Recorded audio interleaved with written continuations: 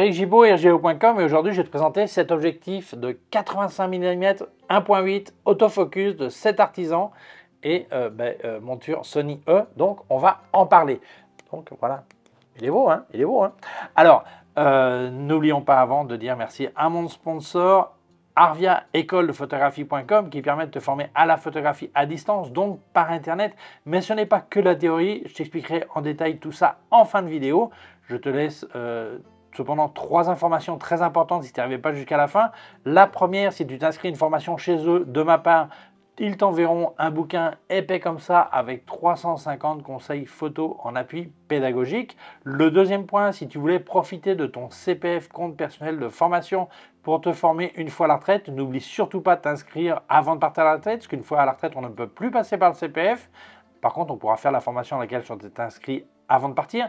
Et le troisième point, la loi sur le CPF a changé il y a bien longtemps, mais elle n'était toujours pas appliquée. C'est chose faite depuis le 1er mai 2024 et c'est une super nouvelle puisque les rumeurs disaient que les élèves devraient payer 30% de leur poche, que ce soit photo ou autre. Et finalement, ce ne sont que 100 €. Je crois que les demandeurs d'emploi n'ont d'ailleurs pas à payer. Mais je t'explique tout ça en fin de vidéo. Je te laisse leur téléphone qui est gratuit, le site web, leur email évidemment, et aussi un lien vers leur forum photo qui est en français, qui est gratuit. Je t'invite à t'y inscrire et participer. Allez, c'est parti. Alors, je te passe des photos que j'ai fait avec cet objectif sur mon Sony Alpha 7 Mark II et je le remets en fin de vidéo au cas où tu voudrais la regarder plus tranquillement sans m'entendre parler. Alors, comme d'habitude, l'emballage chez cet artisan, c'est toujours de la boîte dure, vraiment très bien présentée. Alors, si on regarde l'objectif, le voici, le voilà, sympa, ça inclut le pare-soleil, donc je suis ravi, je suis un fan des pare-soleil. On voit le bouchon qui arrive aussi.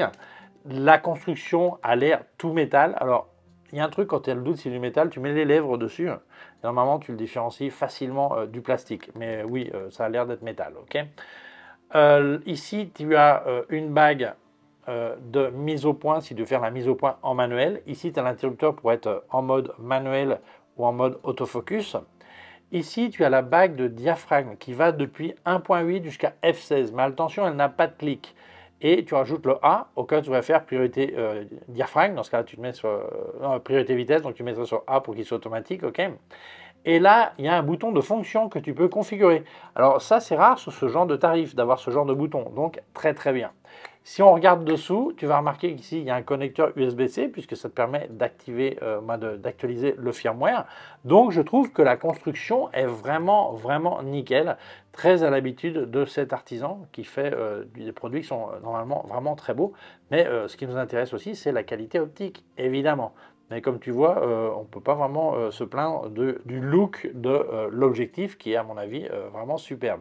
J'aurais préféré des clics, oui. Alors, c'est vrai qu'avec cette mode de mettre de la vidéo, tout le monde veut faire de la vidéo, donc beaucoup de gens veulent faire de la vidéo. Tout le monde, non. Beaucoup de gens veulent faire de la vidéo, donc beaucoup d'entreprises mettent des objectifs sans clic.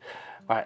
Bon, je donnerai mon opinion sur la vidéo avec cet objectif, ok? Alors, si jamais tu voulais me filer un coup de main et que tu allais acheter chez Digiphoto, eh bien, ça serait vraiment sympa, comme à l'écran, là où ça marque code créateur, tu marques Gibaud et ça me file un coup de main. Si tu as un code promo, il y a une case à côté qui est complètement compatible, qui dit code promo. D'ailleurs, je les partage régulièrement sur mes réseaux sociaux. Merci beaucoup parce que ça m'aide énormément. Continuons. Alors certains me disent ah, « Eric, dernièrement tu présentes beaucoup d'objectifs d'origine chinoise et qu'est-ce qui se passe avec ceux des mêmes marques que les appareils photo ?» Bon, ça dépend, c'est un peu le hasard, comment on passe du matériel pour pouvoir le présenter, mais aussi c'est pour répondre à beaucoup de gens qui ont vraiment des budgets limités et qui me disent « Eric, moi je ne suis pas prêt à sacrifier la mise au point en autofocus pour passer sur du manuel, pour faire des économies. Qu'est-ce qu'il y a en autofocus, qui existe comme objectif bon marché ?» Et c'est pour ça que moi je continue à présenter des objectifs tels qu'on me les envoie. Si c'est de la propre marque, d'appareil, ravi. Et si c'est une autre marque, ravi aussi. Donc je pense que c'est intéressant pour tout le monde. Voilà, surtout ceux qui n'ont pas les moyens d'avoir un budget plus élevé. Donc ils peuvent en profiter, ou ceux qui disent finalement je fais des économies. Donc on peut l'utiliser pour autre chose. Alors 85 mm en full frame. Si tu veux l'utiliser sur un APS-C, ça va donner un angle couvert équivalent à 127,5 mm. Donc sur mon full frame, ça me donne, hein, au plein format, tu dis comme tu veux, un 24-36, ça fait un angle de 28,5 degrés, donc c'est un petit téléobjectif. La monture E, si on parle de la construction optique, 10 éléments en 7 groupes, donc c'est pas une construction simple, c'est quand même un niveau avancé, ce qui explique aussi un peu le poids, voilà, on verra après. L'iris, c'est important l'iris, 11 lamelles, donc c'est nickel, ça fait un flou qui est avec des transitions très douces, comme je te montre maintenant. C'est intéressant, je trouve que c'est pas mal du tout. La distance minimum de mise au point est de 80 cm. Alors sincèrement, j'aurais préféré un 50 ou un 60 cm parce que à 80 cm, pardon, tu vas pouvoir faire une tête ou un buste coupé jusque-là, mais si tu voulais avoir que les yeux, par exemple, mis au point sur une personne, ça va être compliqué, ou du proxy, ça va être compliqué, ça ne va pas être possible, à moins que tu recadres après. Donc, ça aurait été cool d'avoir une distance minimum de mise au point plus courte. Mais bon, dans ce tarif, hein, on ne peut pas tout avoir, Eric. Relaxe-toi. Alors, si on regarde le diaphragme de 1.8 jusqu'à f16, alors on verra ça après sur la carte, sur la mire, mais j'étais surpris de la qualité optique depuis la pleine ouverture. C'était vraiment pas mal. Alors, la mise au point autofocus, j'ai trouvé qu'elle est assez rapide et surtout silencieuse. Donc, c'est toujours un plus. Si on regarde la taille en diamètre extérieur sans le pare-soleil, on parle de 72 mm et de longueur sans pare-soleil, pareil, 96 mm. La taille du filtre, c'est une taille standard, 62 mm. Pas mal de gens ont déjà des filtres de cette taille, donc très bien. Le poids, 437,5 grammes. Alors, ce qui confirme complètement cette construction métallique et le nombre de verres qu'il y a. Alors, il y a peut-être des parties plastiques, mais non, j'ai l'impression que c'est principalement métallique. Hein. Ok, je trouve. Hein. Et puis le poids le confirme. Donc, ça, c'est les caractéristiques physiques. Mais maintenant, on va parler de ces résultats sur la mire. Allez, on attaque. Regardons à 1.8, on observe qu'il y a sa vignette. Il y a un petit peu de distorsion concave. Ok, c'est assez léger quand même. Alors j'ai un petit peu plus de lumière à gauche qu'à droite, mais ça vient de l'endroit où je fais la photo. Alors lumière naturelle. Alors on va regarder le centre à 100%. C'est pas mal du tout. C'est pas extraordinaire, mais c'est quand même vraiment pas mal du tout. Les bords, les bords ont un look assez similaire, un petit peu moins de netteté, mais bon. Et les coins, similaires. Ok. C'est vraiment pas mal pour 1.8. F2, il y a encore un petit peu de vignette, mais vraiment léger. Le centre est pas mal, améliorable, mais c'est pas mal. Le bord, très similaire, mais ça n'améliore pas par rapport à l'antérieur. Les coins, pareil. Alors, on remarque un peu d'aberration chromatique. On voit, là d'ailleurs, on voit un ton un peu verdâtre et un peu violet. C'est l'aberration chromatique. Alors, on part sur 2.8. Alors là, on voit plus de vignettes, ça ne vignette plus. Le centre, et c'est pas mal. Hein. Je ne sais pas s'il arrivera à faire beaucoup mieux, mais c'est pas mal. Les bords, ça reste similaire au précédent. Ça n'améliore pas vraiment les bords et les coins. 5.6, pardon, F4. F4, le centre, il y a un petit peu d'aberration chromatique, on voit. Les bords, ça reste similaire hein, aux ouvertures, un petit peu meilleur, mais c'est pas des tonnes. Là, on voit bien l'aberration chromatique, hein, verdâtre et violette. Alors, on passe sur 5.6. Le centre, voilà, ça s'améliore plus vraiment. Si, un peu quand même, ouais. Mais c'est pas une grosse différence. Hein. On voit que les bords et les coins ne continuent pas à s'améliorer. Voilà. Alors, le centre à F8 est bien. On a toujours un petit peu d'aberration chromatique. Les bords, ça s'améliore un peu. Les coins aussi. Hein. Mais c'est pas transcendant la différence entre avant et après. Alors, ça reste très bien, hein, mais c'est pas transcendant. Alors, F11, on commence à avoir un petit peu d'aberration chromatique, de diffraction qui rentre. Les coins, ça tient encore la route. Hein. Les bords, ouais. F16, là oui, on voit une repère de netteté due à la diffraction. Mais bon, ça reste vraiment pas mal. Hein. C'est pas un super objectif, mais ça reste vraiment pas mal. Voilà.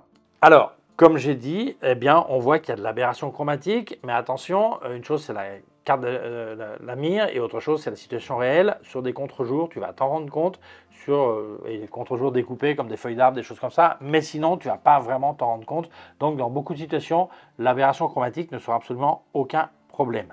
Si on regarde le vignette, on a vu qu'à 2.8, il n'y en a plus. Voilà, donc bon, c'est pas dramatique. Et à 1.8, on le vire facilement aussi. Si on parle du flair, alors le flair, j'ai pas vu de rayons bizarres qui te croisent l'image comme ça. Par contre, il y a ce genre d'inondation de lumière quand on a une lumière latérale assez proche. Et par exemple, cette photo d'un pot de fleurs suspendu. Et ça me rappelle énormément le look cinéma. Donc, c'est une question de goût. Il y a des gens qui aiment des vrais flares avec des échos, des machins et tout ça. D'autres qui préfèrent ça, d'autres qui préfèrent qu'il n'y ait aucun problème de aucun type.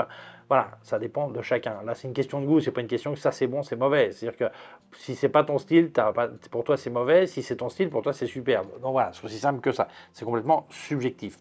Alors, si on regarde la qualité optique, eh bien, on se rend compte que c'est pas mal, c'est pas exceptionnel non plus, mais c'est pas mal. Et dans les coins, on se rend compte que ça n'arrive jamais à un super grand niveau. Est-ce un problème? Alors, si c'était un grand angle, oui, ça serait un problème si tu voulais faire du paysage, de l'architecture, choses comme ça, parce que tu voudrais au moins qu'à f8, ça soit nickel partout, de bord à bord. Par contre, ce genre d'objectif, on va surtout l'utiliser avec un sujet principal. Ça peut être une personne, un objet, tout ça, qui va être dans les tiers. Donc, le plus probable, c'est que la partie floue de la photo coïncide avec les coins. Donc, tu ne vas jamais te rendre compte que les coins ne sont pas super nets. Voilà. Alors, ils ne sont pas catastrophiques, hein, ils sont vraiment pas mal, mais ils n'arrivent jamais à une netteté extrême. Donc, est-ce que c'est un problème? Eh bien, pour moi, non.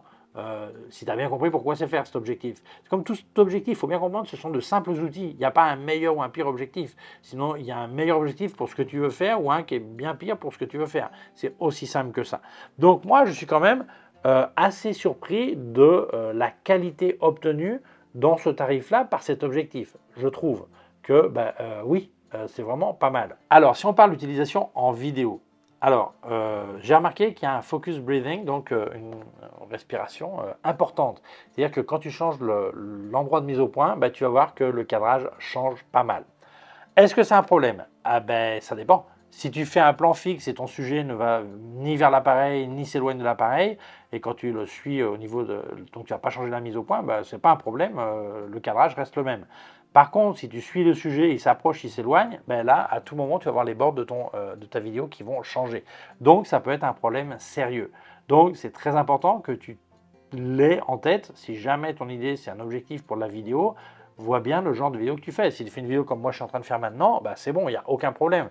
Par contre, si c'est une vidéo où tu suis les gens, là, il faut voir si de toute façon ton balai, par exemple, si tu te déplaces, par exemple, en même temps, on ne va pas se rendre compte que ça respire. Par contre, si l'appareil est fixe et ton sujet c'est lui qui bouge, là, oui, là on va le voir. Donc c'est un truc important à savoir pour prendre la décision la plus apte à tes besoins. Ça, c'est clair.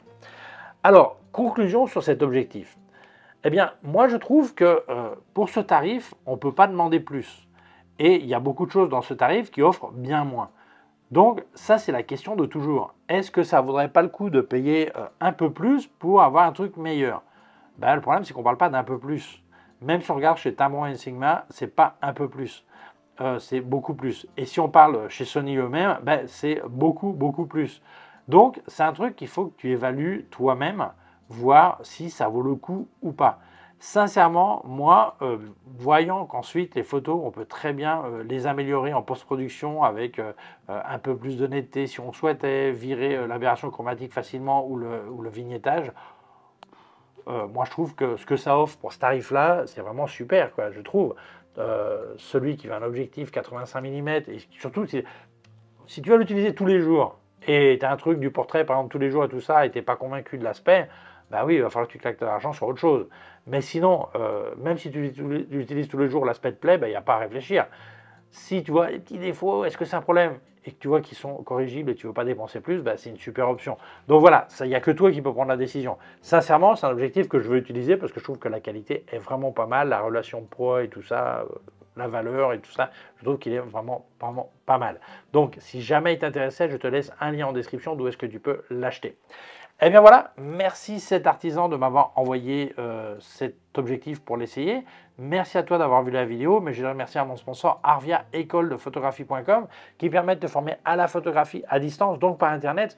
Mais ce n'est pas que la théorie. Tu as des exercices pratiques à faire que tu vas monter sur leur plateforme et ce sont des professeurs diplômés en photographie qui vont te corriger, dire ce qui va pas, t'encourager et tout ça. D'ailleurs, tu as une réunion de temps en temps avec ton prof, réunion virtuelle évidemment, qui va t'expliquer tout ça, comment t'améliorer. Ça, c'est un suivi. Tu es dans la distance, mais tu es proche. Voilà. Donc, ils ont 6 types de formations, depuis devenir amateur averti jusqu'à professionnel. Mais je crois que le mieux, c'est que tu appelles Arvia, tu expliques un petit peu ton intention, ton idée, pourquoi tu veux te former et tout ça, et ils t'orienteront vers la formation qui correspond le plus à tes besoins. Alors, ils t'expliqueront aussi les tarifs, tout ça. Alors, les formations, ça dure entre 8 et 12 mois et tu vas passer 10-12 heures par semaine. Certains passent 8, certains passent 15, ça dépend de l'avancement de la formation, de tes connaissances au départ. Enfin, bon, ça tu imagines, c'est comme toute formation, voilà, c'est aussi simple que ça. Alors, les prix, ils t'en parleront, mais je peux déjà te parler de la manière de financer ta formation. Alors, il y a ce qu'on appelle l'autofinancement, ça fait très bien, on pense que tu es un banquier, en fait, ça veut dire tu as l'argent, tu payes, hein, comme moi, comme toi, quand on va acheter un produit ou un service, voilà. Autre option, eh bien peut-être que tu es demandeur d'emploi. Dans ce cas-là, parle avec ton conseiller chez France Travail, Expo l'emploi. Tu expliques exactement pourquoi tu veux te former. Tu parles de Arvia et il t'expliquera comment faire un financement ou un cofinancement. Autre option, eh bien peut-être que tu es travailleur actif. Alors actif, ça ne veut pas dire que tu n'es pas au chômage. Peut-être que tu es au chômage, mais c'est-à-dire que tu n'es pas à la retraite. Et dans ce cas-là, sache que chaque année travaillée en France, tu as un petit pécule qui s'accumule et un jour tu peux l'utiliser pour te former, que ce soit de la photo ou autre. Et donc là, tu pourrais en profiter et l'utiliser ton CPF donc pour te former. Alors beaucoup pensent que la retraite c'est un moment idéal pour se former, mais attention, attention, si tu veux utiliser ton CPF, il faut t'inscrire avant de partir à la retraite, parce qu'une fois à la retraite, on ne peut plus utiliser le CPF. Ça serait dommage de le perdre. Donc inscris-toi avant de partir à la retraite et tu pourras faire la formation une fois à la retraite sans problème si tu t'es inscrit avant de partir. Autre chose importante, la loi sur le CPF a changé il y a bien longtemps, mais elle n'est appliquée que depuis le 1er mai 2024 et c'est une super nouvelle. Parce que les rumeurs disaient que les élèves, que ce soit photo ou autre, devraient payer 30% de leur poche. Et finalement, ce ne sont que 100 euros. Je crois que les demandeurs d'emploi n'ont pas payé ces 100 euros. Okay, donc, c'est une super opportunité pour toi de profiter de ton CPF, ce que tu as accumulé par plusieurs années de travail, et te former en utilisant Arvia. Voilà. Donc, le mieux, c'est ce que je disais au départ, c'est que tu les appelles.